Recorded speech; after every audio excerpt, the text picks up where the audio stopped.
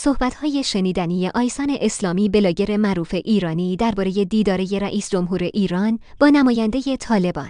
امروز صبح بیدار شدم دیدم مثلا پزشکی هم بغل یارو طالبان وایساده. بابا مگه چش نداریم؟ حالا ما میگیم ایرانیم، شاید افغانستان خبرش نداریم. حالا خود شما فکر بکنید، هواپیما رو ندیدین B-52 آمریکا اون چی بود؟ تراوری آمریکا داشت بلند میشد. ندیدین مردم مثل تنبیده افغانستان چجوری هواپیما آویزون شدن، از اون ته افتادن؟ شما فکر میکنه اینا عشق آمریکان؟ تو فکر میکنی یه بچه‌ای که تو پنشیر و کابل بزرگ شده عشق نیویورک رو داره؟ به قرآن نداره. ببین این طالب چی بود که اینا از ارتفاع 10,000 پا خودشون رو پرت کردن پایین، افتادن مردن. حالا تو باید بشینی فکر بکنی مگه اینا چیکار کردن که این اینجوری میکنه؟ این طالبان چیکار کردن؟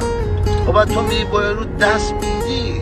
خب ما نفهمیدیم الان پزشکی قلب ما عمل میکنیم، ما سپاسگزار و قدردان لطفت هستیم به بنده های پروردگار.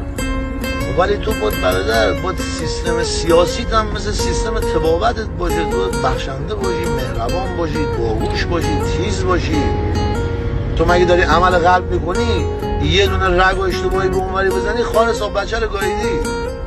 و تو همه الان با این عکسی گذاشتی 300 تا رگ و اشتباهی جفت کردی با هم. خودت که میدونی که خودت استادی، خودت عالمی، خودت پزشکی.